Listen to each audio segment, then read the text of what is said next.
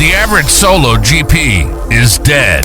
Being handcuffed to a practice that only makes money while you're drilling crushes your freedom. Being trapped at the office is no way to experience life. And doing more fillings and crowns ain't the answer to freedom. Stop it. Freedom comes when your practice makes money without you. Freedom is choosing how many days and how you dental. Ready to forge your freedom? Then keep listening to become a super GP and super CEO. This is the Titanium Practice Podcast with your host, Dr. Stephen Freeman. Let's go. Hello, all you beautiful people out there, and welcome to what's sure to be the best episode of the Titanium Practice Podcast yet. I'm your host and personal freedom coach, Dr. Stephen Freeman. How y'all doing today? All right, first things first, if I could get you to hit the subscribe button for this podcast and potentially leave a review, I'd really appreciate it. It really helps out our rankings and getting other people to hear the podcast. And then head on over to titaniumpractice.com and sign up for our Insiders newsletter. It's all free. I just want to get you as much information I possibly can to help you grow your practices. All right, let's get rolling with the content for today. So we were hanging out on Friday afternoon, and my buddies and I'd like to head on over to the local Mexican restaurant, great place called Cantina Louie's. If you haven't heard of it yet, they are going national pretty darn soon, so it will be out there eventually. Some great food, and even better, I love hanging out with my buddies, and we do it pretty much every Friday, where we'll go have a couple of drinks at lunch. And we got to sitting around and talking about Cinco de Mayo.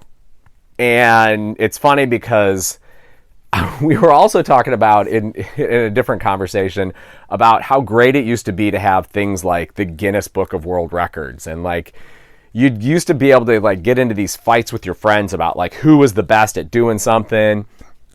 And the Guinness Book would tell you those things of like what was the best of all that stuff, of like who shoved the most cigarettes in their mouth at one time, and stupid stuff like that. But like, also the more important things like who, hit the most home runs of all time, and, other sports stuff associated with that. But it was just a great book. And then that kind of translated to us then talking about, having your cell phone now, of being able to have all the information in the entire world at your fingertips. It's an incredible power that I think a lot of the time we don't necessarily step back and actually think about how truly awesome it is, especially if you were born in my generation where we were raised without the internet. It's a hard thought to believe. I tried to explain that to my kids the other day about like what life was like without the internet, and they literally couldn't conceive of the idea of the world without the internet. And it's just funny because that's what they've got now. But back to our conversation that we're having is, we were talking about Cinco de Mayo and like, what was it about? Because Americans, celebrate it, every single year, but what was it actually about? And most people don't even realize the fact that it was a battle, a victory over the French.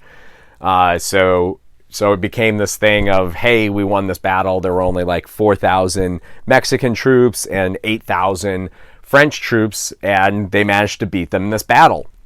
And I knew that prior to reading about it. Yep, just went to Wikipedia, so it's got to be true, right?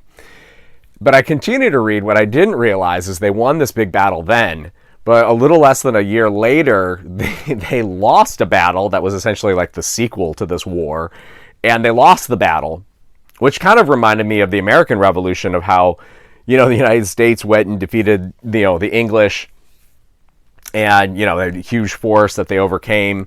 And then in 1812, the English came back and kicked the crap out of the United States and actually burned the White House.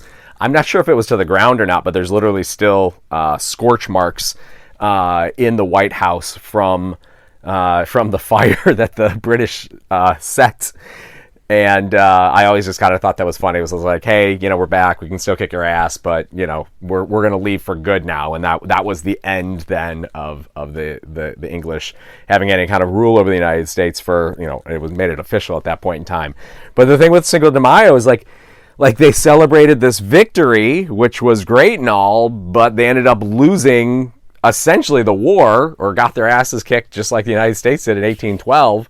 But we still celebrate it to this day, and it's more of an American holiday than it is a Mexican holiday. I mean, they do show, some degree of importance down in Mexico about the holiday, but at the same time, it's been this more, I mean, let's be honest, it's like Margarita Day, right? That's the day you eat Mexican food. That's the day you drink margaritas, and it's got me to thinking about one of the things that I really like to do in the office, and it's to find reasons to celebrate, okay? Even if it doesn't really make sense. Your staff, and I've said this in other podcasts about the fact that, like, the job of a dental assistant is ridiculously hard.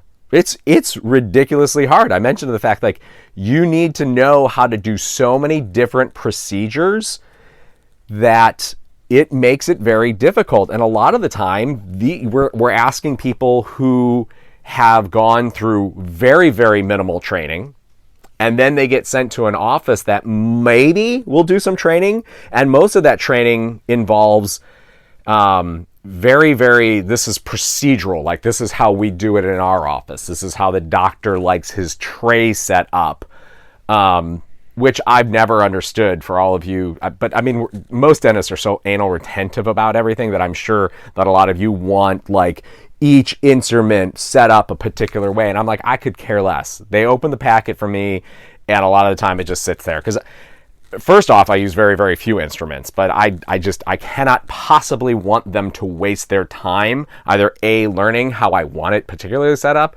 or B, to know the difference between what doctor wants what. I don't get it. Sorry, that was just kind of a tangent there. But most of the stuff that this dental assistant gets trained on when they come to your office is procedural. This is how you ask for time off. This is who you go to call out when you're sick. This is how you get your employment benefits and things like that. Like, that's what they get trained on when they come to the office. We don't typically do a skills assessment and find out what it is that they actually know about doing dentistry, or the extent of what they know about dentistry, okay? And talking about maybe the why behind the way you do what you do. And I think a lot of it is because maybe we're lazy, okay? But the more time you invest into them, the better they're going to be. So you need to make sure that they understand the why of you doing a particular procedure, a particular way that you do it. Because a lot of the time, especially if you get a very new assistant who's maybe never been in an office before, or only been in one office before, and they've seen it done one way, you know for a fact there's a million different ways to do different procedures.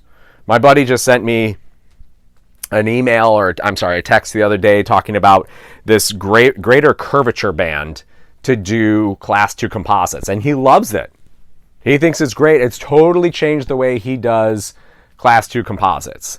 And I mean, I can't tell you because I haven't done a class 2 composite in years, a decade plus at this point in time. I don't know, but he was all super excited about it. But again, there's another thing of, there's sectional matrices, this greater curvature, the traditional Toffelmeyer, all that stuff. There's just a million different ways to do these different procedures, but we don't take a lot of time to actually train our assistants to understand the why, the way we want it done, and then to make sure that we talk through the process. Like, do they understand what total etch versus self-etch is?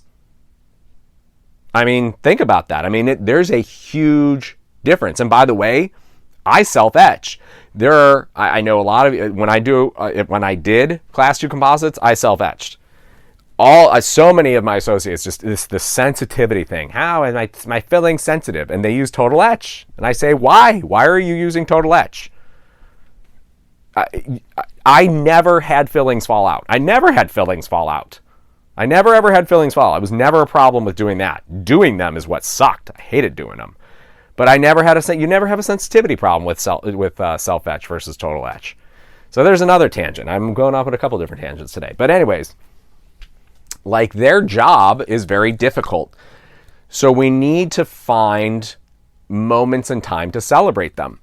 And I don't know about you, but have you listened to how people are treating your front desk recently?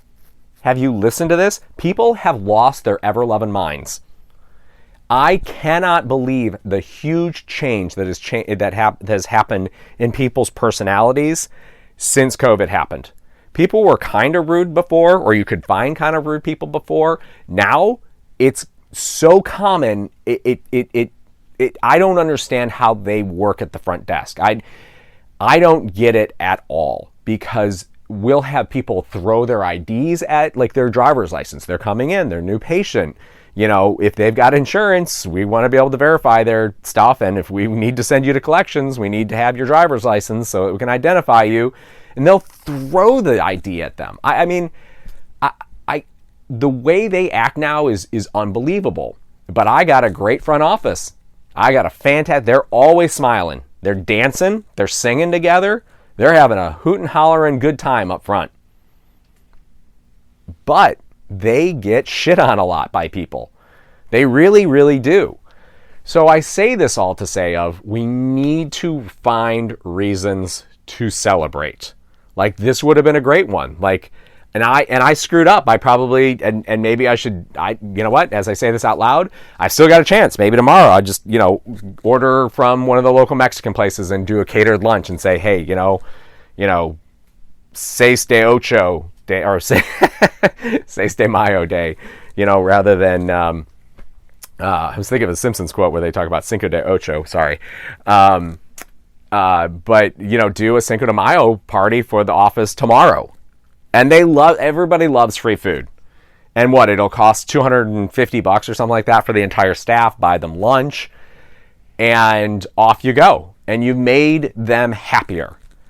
It's so simple and easy to do, and it brings people together. There's nothing like eating, that term breaking bread, with other people it's just like in our primordial ooze of like eating together is where friendship comes from. And they will want to go to war, so to speak, with people that they like. And if they've broken bread with them, they're much more likely to do this. And I get it.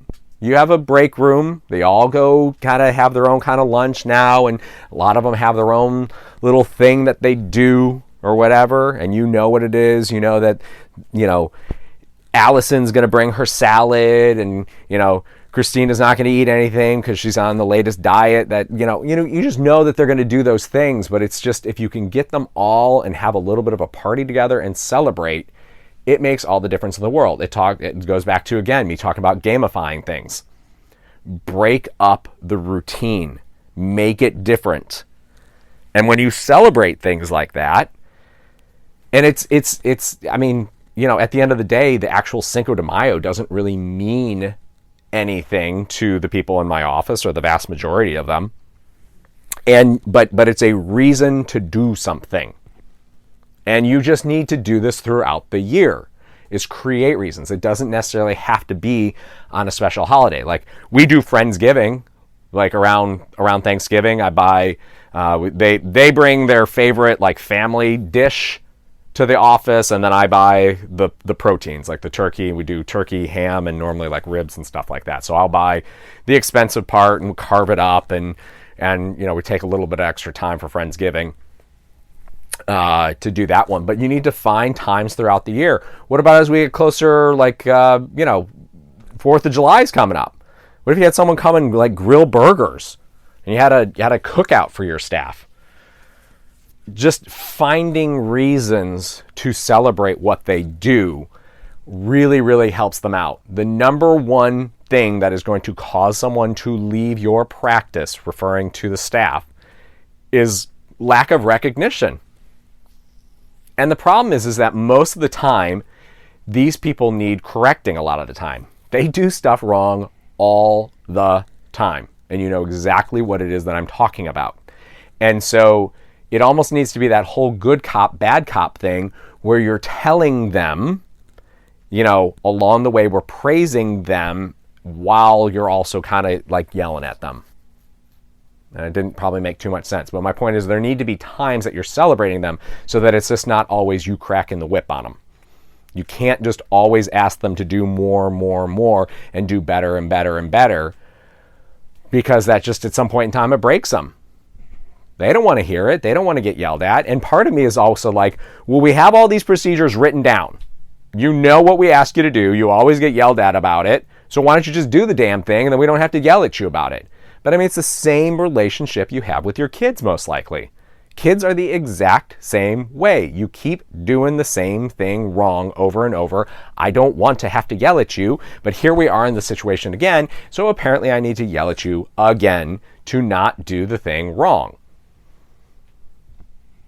So think about that. Think about where you can interject random celebrations. They don't need to have to be huge parties every single time. But again, it goes back to the other thing of just being able to just say thank you. And a lot of the time, this stuff can be set aside from, do you all save, like after you cut off a crown? Do you save it so you can send it to a refinery place? There's a good little nugget for you. Get your metal refined, and they'll pay you a decent amount of money, and that can pay for a lot of your culture fund of these smaller parties that you have throughout the year.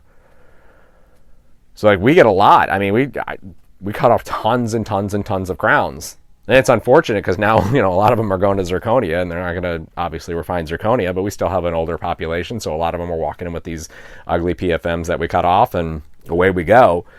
But for now, at least, we can refine a decent amount of money and do that. I know that they've been saving a lot of money. They're renting, every year we rent a beach house. I don't go to this, but the staff goes to it. They rent a beach house around here, and we take them out and rent it for the weekend, and they go out there, and it's a great team building event. But it's to celebrate them.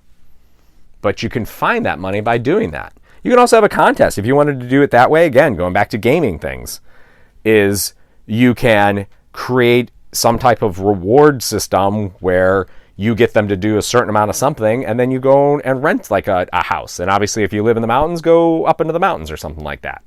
Or go take them on heck, I love snowmobiling, right? Nearly killed my daughter on one recently. Go take them on a trip and do something like that. But you need to find reasons to celebrate. Make sure you celebrate the milestones in your practice. Do they know what your goals are? Do you know what your goals are? Do you know what your goals are, what you're trying to obtain? Do you want to are you happy having $1 million office that maybe has a 50% overhead? I mean, that's very, very doable. You can absolutely do that. And I'm sure a lot of you listening, you wouldn't be listening unless you already maybe were close to that goal. But do they know that? Do they know that's what you're trying to achieve? Like if you're not there yet and you say, well, we're trying to get to a certain amount of profitability. I'm trying to be profitable to a certain amount. And you can reward them and celebrate when you're in a month where you've hit that profitability. Or maybe you do it quarterly. But they share your goals with your team. And that's a huge reason to celebrate. Because the biggest thing you can do, and I've said it before, is create as many win-wins as you possibly can. So if you set a goal and you hit it, well then let's celebrate it and reward them with that so they can win it as well. It can't just all be about putting money into your pocket. And obviously you should get the vast majority of that money. That is your reward for your sacrifice and your work, but they are also working hard too. They did not sacrifice the time of going to dental school like you did. They did not sacrifice having to open this practice up. I've told you before, I didn't take a paycheck my first year I was open. And gosh, I would do it all differently now. And I know that it wouldn't happen the same way again, but I've learned from that. So great. That was my paycheck then. That was the experience tax, so to speak, or the expense at getting the experience. So share with them the goals so that you've got a reason then to celebrate and try to make as big of a deal as you can out of it. It doesn't need to be huge every single time, but these little things build up over time and they create a culture of celebration, of having fun. I just got done telling you, like the ladies at my front desk, they will dance and they will sing. They routinely. And it's to songs that I never ever thought that they would get excited about. One of them's Carly Rae Jepsen, an Owl City singer. Something about always having a good time, and every time it comes on, they turn up the volume a little bit higher and they dance. And you may say you don't want that in your practice, and that's fine, but even that, they find just a couple of moments to celebrate that breaks up the monotony a little bit. And I think I've got like 600 songs on my playlist, and they listen it on repeat all the time, and so it comes on about every third day or so. They'll hear it. So they'll hear it about once a week. And now it's kind of become a thing in the office where they've got other people stopping what they're doing and having 3 minutes where they can be a little goofy and have a good time. But it's a reason for them to celebrate. And that may sound stupid to you, but it breaks up the monotony. It's a reason for them to have fun, and it's something for them to look forward to. So you need to create those things of something to look forward to, and it's not just them getting yelled at all the time about all the things they do wrong, even though they bring it upon themselves. And I know they do. I know they do because I see it in my own practice myself. Okay? So, I'll close on saying, celebrate things. Please do it. You'll have more fun. Your employees will have more fun. And I promise you, if they're having more fun, you will have exponentially more fun, a more profitable practice, and it's a win-win because everybody gets more out of it, okay? So I want to thank you again for listening. Again, if you can leave us a review, that would be awesome. Hit us up at titaniumpractice.com so you can be part of the Insider Circle, and I will get you out the next podcast as soon as I can, but I appreciate y'all listening. Have a great day. Thank you. Bye. You've been listening to the Titanium Practice Podcast with your host, Dr. Stephen Freeman. Please hit the like and subscribe button and follow us on Instagram, Facebook, and YouTube at Titanium Practice. Questions or comments? Send an email to info@titaniumpractice.com. Join us next time to help turn your average practice into a titanium practice.